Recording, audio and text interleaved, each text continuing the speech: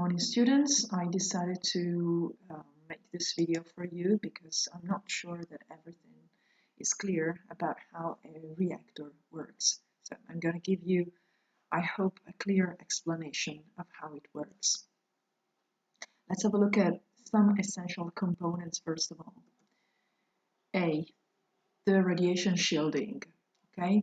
Lo scudo per le radiazioni, which is also called containment structure, struttura di contenimento. This is very important. As you can see, it's this green box which surrounds the reactor. It's important because it stops the radiations, so it's a protection shield, basically. We have B, the pressure vessel, which is this. This is actually the reactor. It is called pressure vessel or reactor. And this is where the nuclear reaction takes place. Then we have the graphite moderator, okay, which, as you can see, includes the fuel rods.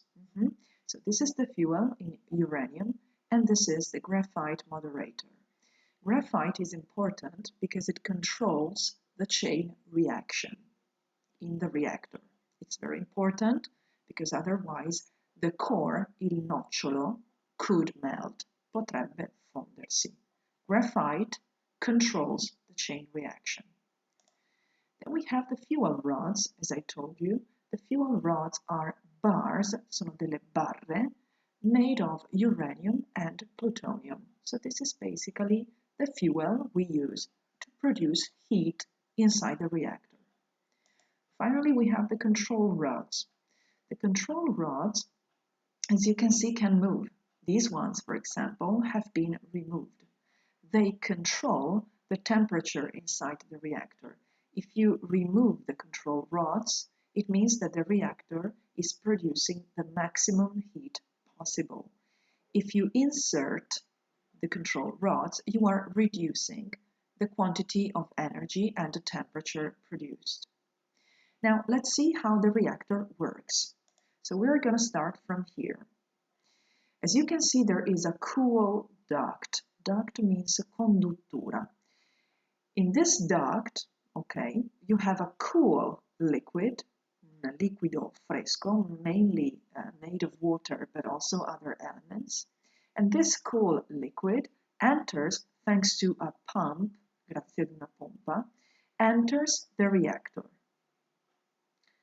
Number 2, fission happens and liquid gets hot. So now we have the fission. As you all know, during the fission, the fuel rods, so uranium or plutonium, are bombarded with neutrons. Neutrons divide the atom of uranium into 2 parts, and this reaction causes energy, releases a lot of energy in the form of heat. So the water, the liquid in here, becomes very hot. And it's also contaminated, of course, by the radioactive fuel.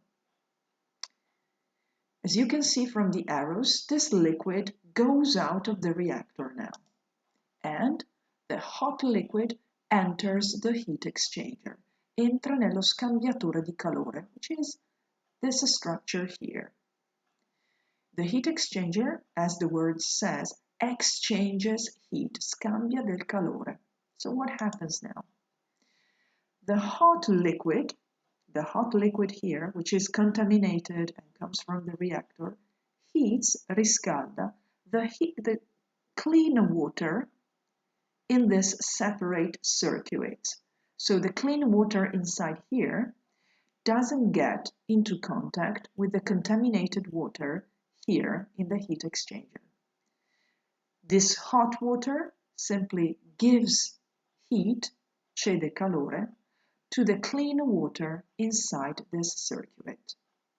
As you can see, the hot liquid becomes cool and goes down, whereas the warm, hot water here goes out of this pipe, esce da questo tubo.